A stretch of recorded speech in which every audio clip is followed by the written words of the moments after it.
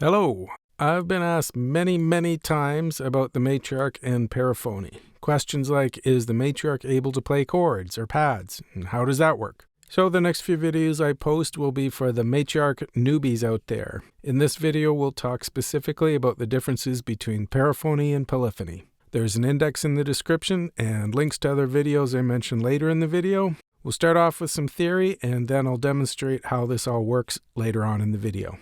So let's get to it. Let's do a quick comparison of the architecture of a basic 4-voice paraphonic and 4-voice polyphonic synth. Then I'll do a hands-on demonstration with the Matriarch and a polysynth so you can hear the differences. A 4-voice paraphonic synth, like the Matriarch for instance, has 4 oscillators. We can of course choose wave shapes and pitch independently, but more on that later. Each of the oscillator's outputs are sent to a mixer. In the case of the Matriarch, it's a mono mixer. The output of the mixer is sent to a voltage-controlled filter. The cutoff knob controls the frequency cutoff for all the voices. Well, actually, in the case of the Matriarch, it's a stereo filter, so we actually have 2 filters and a spacing knob which sets the cutoff of the second filter relative to the first. Audio then leaves the filter and is sent to the VCA. Again, the Matriarch has 2 VCAs, but for simplicity, just going to have one in the diagram. We'll take a look at the VCA modes later. When you play the keyboard, CV is sent to the filter envelope generator and the amp envelope generator each time the keys are depressed. Well, it's a little more complicated than that. Like I say, on the Matriarch, there's a multi-trig button. If multi-trig is on, then the envelope generators will be triggered any time a key is depressed, even if other notes are being sustained. If multi-trig is off, the envelope generators will trigger when the first key is depressed, but will not trigger any subsequently played notes until all keys have been released. That will all be easier to understand when I do a demonstration in a second. A 4-voice polyphonic synth has 4 voices. Usually, but not always, each voice is made up of at least 2 oscillators. So we can see a difference immediately. The output of each voice is sent to some kind of mixer. Again, this is different on almost every synth. Some synths have individual mix controls for each oscillator of a voice. Most just have a master mixer or balance control which applies to all the voices. For simplicity, just going to add one master mixer to our diagram. Here's where things get a lot different. Each voice has its own filter and VCA. Each voice also has its own envelope generator for each filter and VCA. Every time a key is depressed on the keyboard, a CV signal is sent to trigger the envelope generators for an individual voice.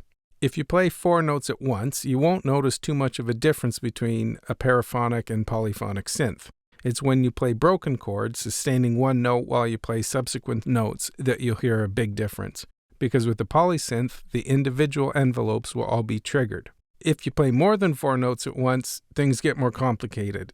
Each synth will handle this slightly differently. That's called voice allocation, and I'll talk about that in more detail while I'm playing the synths.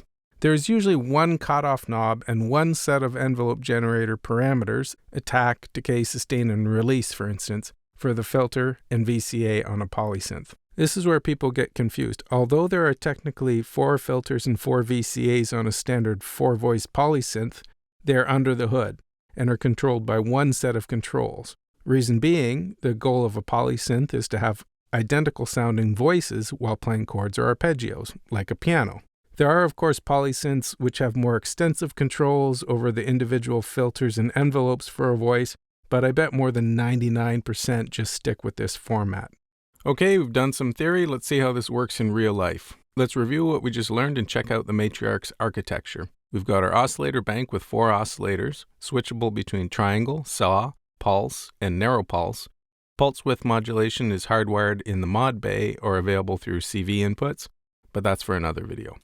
We've got our mono mixer, individual volume controls over each oscillator and the noise generator, CV inputs for all channels. Oh, and a quick note, the noise input on the mixer is inverted, so that can be useful. I'm going to talk about that in some other videos. I guess I already have. Up to this point of the signal chain, the Matriarch is in mono. Now we move to the filter. It's a stereo 2-channel filter, low pass, high pass with key tracking, resonance control for both channels, envelope modulation amount, cutoff and spacing. I did an entire series about the filter, so that's as much detail as we're going to go into for now. If you want to know more about the filter, check out those videos. Then we've got 2 VCAs with CV inputs for modulation as well as audio inputs. There are 3 different VCA modes. Amp envelope, which is probably the default for most people. It assigns the filter envelope generator to modulate the filter and the amp envelope generator to modulate both VCAs. We've got split mode, which is really pretty cool. The filter envelope generator does dual duties here. It modulates the filter, but also will modulate the channel 1 of the VCA. The amplitude envelope generator then modulates just channel 2. And we have drone mode. Self-explanatory, the VCAs are wide open. Obviously great for drones. After the VCA in the audio path, we have stereo delay. We'll be doing a deep dive on the delay in the coming weeks or months. It's the whole reason I bought this synth. So it's important to remember that the Matriarch is stereo, but only from the filter on. There are, of course, ways around this that I've talked about in a lot of other videos. One simple fix would be to patch in a stereo mixer and replace the mixer of the Matriarch. Which brings me to my next point. The Matriarch is a semi-modular analog synthesizer. So what that means is that it's best to be thought of as a bunch of modules that have already been patched in a certain way for convenience, but has a lot, I mean a lot, of different sound and patching capabilities. And of course, because it has CV inputs and outs, it's infinitely expandable with other Moog or Eurorack modules. Okay, for our little paraphonic demonstration, I've set up a nice little simple keys patch using saw waves for all the oscillators, all in the same octave. At about 10 o'clock on the mixer, the manual says saturation happens at 12, but I hear it coming in before that, probably around 11. I want this patch to be clean, so I'm going to keep them all at around 10. Filter cutoff is set to midway, around, I'm guessing, 1 kilohertz. There's no resonance, no key tracking, spacing is at 0, and there's a little bit of envelope modulation. The filter envelope is set to give a quick little punch at the beginning of the note, attack at 0, decay at around 8 o'clock, sustain is pretty low, and 0 release. The amp envelope, I've got 0 attack, decay is around 10 o'clock, 0 release. Sustain is on full, but if I wanted a real keys patch, I'd put this at 0 and set the decay level to the desired note length or decay time I'd want for a keys or piano type patch. The VCA is in amp envelope mode. Paraphony, I think the first one sounds right, but I'm guessing it's tomato type thing. Anyway, is set to 4 voice, and we'll start with no delay. Okay, let's play some chords. Okay, for comparison, I've got my Rode synth, a little Dave Smith Instruments Mopho X4. It's a 4-voice polysynth, and I've set up a similar patch for comparison. This is a great little synth. I should do some videos about this in the future.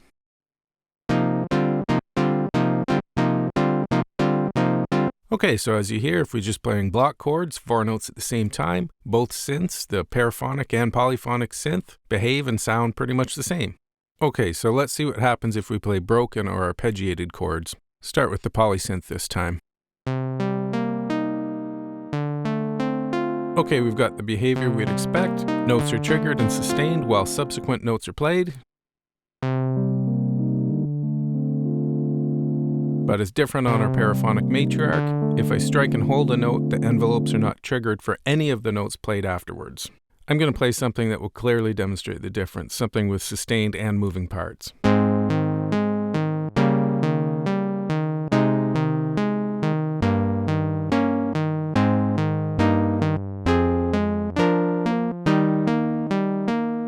Okay, it's been a while since I played any Beethoven, but you get the idea. Let's try the same thing on the Matriarch.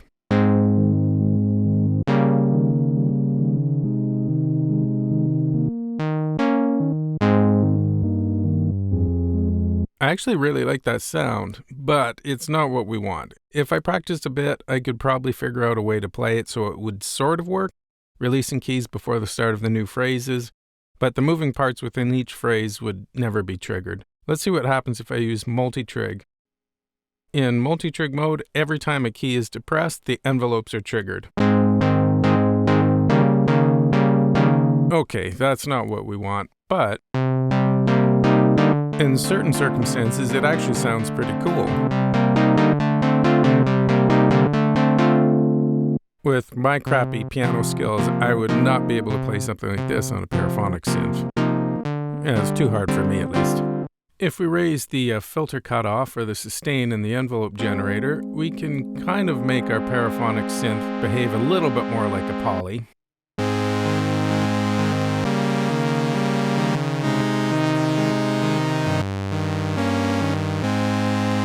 But that's really only going to work on tunes that you want a wide open filter.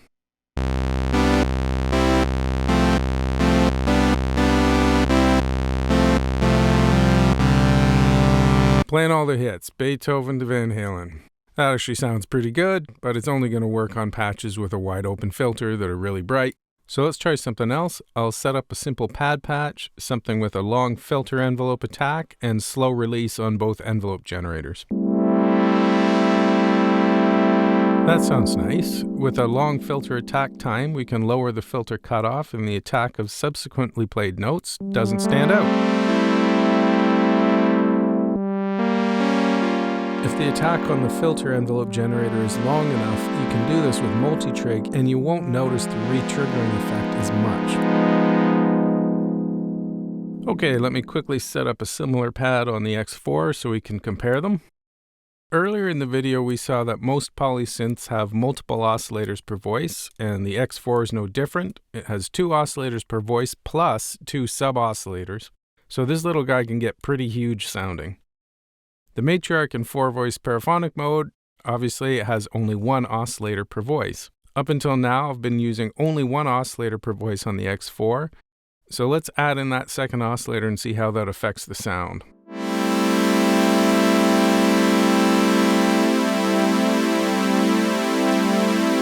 Wow, it's a pretty big difference. Nice and lush.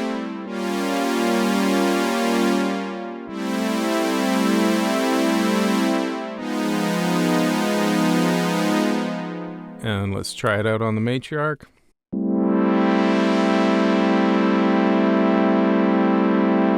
Okay, obviously a very different sound. I guess depending on your own taste or musical situation, one might be a better choice than the other. But there are a few ways we can easily thicken up the sound of the Matriarch. Saturation is one. I can overdrive the mixer to add more harmonic content. We're already kind of on the verge of saturation. Don't want it to be distorted. Okay, that's nice. But there is another way. We can add some of the Matriarch's secret sauce, delay.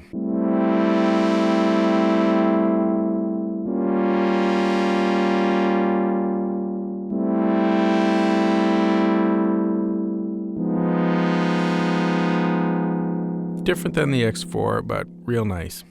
There were or are some poly synths out there that, like the Matriarch, only have 1 oscillator per voice. The Roland Juno or its predecessor, the Alpha Juno, are pretty well known and commonly used synths even today. The decision to use only 1 oscillator was most likely a budget decision by Roland to keep the cost down to make the synths affordable. But what they did with those synths to compensate for the 1 oscillator is add an onboard chorus effect.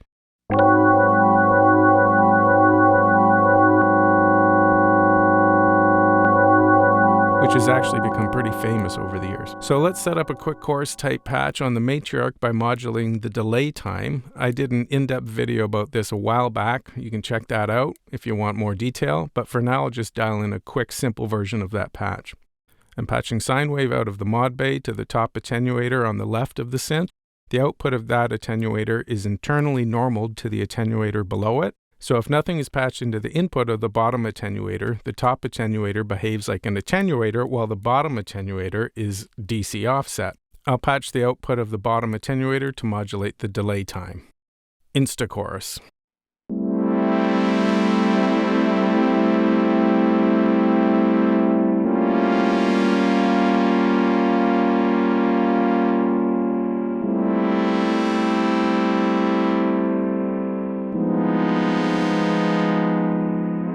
Let's shorten up the delay time a bit.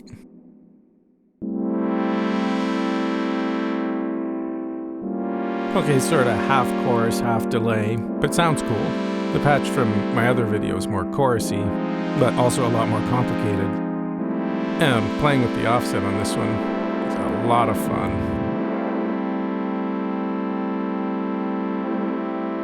Okay, so we've checked out a few ways to make a paraphonic synth behave and sound more like a poly, if that's your thing.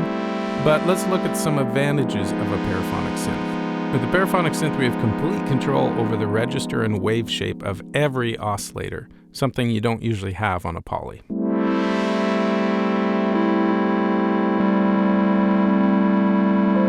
Now, depending on the order in which I press the keys, the oscillators are going to cycle through different wave shapes and octaves.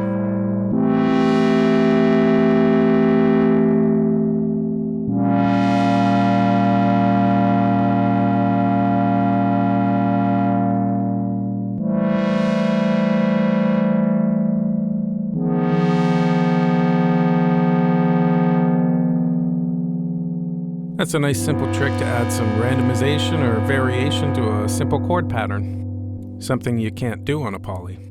Okay, I guess that about does it. Oh, no it doesn't. We haven't talked about the other voice modes. So one voice is obvious. It just turns your synth into a monosynth with 4 oscillators. 2 is duophonic. And as you can hear, it behaves the same way as the 4-voice paraphonic mode, except we have 2 oscillators per voice. So voice 1 is oscillators 1 and 2. Just change up the octave and wave shape so we hear that better.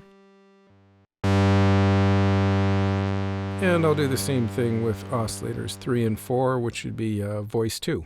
Just turn oscillators 3 and 4 up in the mixer and change the attack of the filter. So again, it's just like 4-voice paraphonic mode. If I hold down one of the voices, the envelope will not re-trigger on the second note. If sustain is high, it will just come in at that level. But if I play both notes at the same time, it sounds like a 2-voice polysynth, but with 2 oscillators per voice.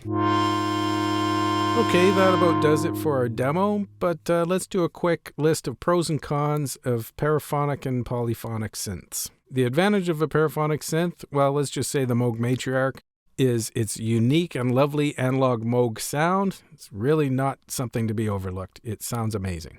We have individual control over each oscillator in the voice, so the possibility for hocketing, different wave shapes and octaves, or even pitch per voice. Cool. Because the Matriarch is semi-modular, it is infinitely expandable using other Moog or Eurorack modules. That, of course, is also unfortunately a drawback. It's easy to end up spending a lot of money on modules and synths, as I'm sure a lot of you already know. Okay, the disadvantages compared to a polysynth. Well, first one, it's obviously paraphonic, not polyphonic. If you're a keys player, the Matriarch may be disappointing. It's not truly stereo. It's only stereo halfway through the audio path, but that could be easily fixed by just patching in a cheap external mixer. There's only 1 oscillator per voice on the Matriarch. Most polysynths have at least 2 oscillators per voice. The X4, for instance, that I played earlier, it's got 2 oscillators per voice plus 2 sub-oscillators, so potentially you could be using as many as 24 oscillators at once. That's a lot bigger sound than just 4 oscillators. Other obvious disadvantages, it's modular, so a lot of the shortcomings of modular apply. There's no patch recall. Again, not a big deal. I remember seeing Rush live in the 80s and watching how fast Geddy Lee changed his mini Moog patches was really something. But whipping up a modular patch in 30 seconds is a lot different than a mini Moog. In conclusion, all synths take time to learn and understand and really get to know. Every synth I have owned and played has its own characteristics, some even accidental. If you want a unique sounding instrument with really an unimaginable amount of flexibility and exploration possibilities, the Matriarch may be the synth for you. If you want something that has recall and is polyphonic, then you should look somewhere else.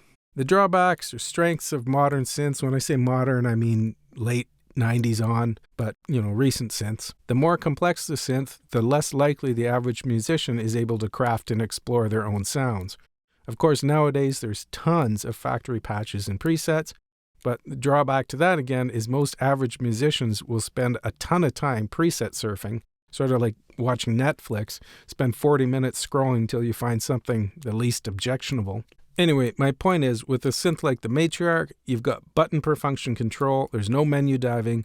Well, I guess that doesn't really include the under the hood global settings, but for most parameters, they're right there. And you also have the potential to go way further with patching.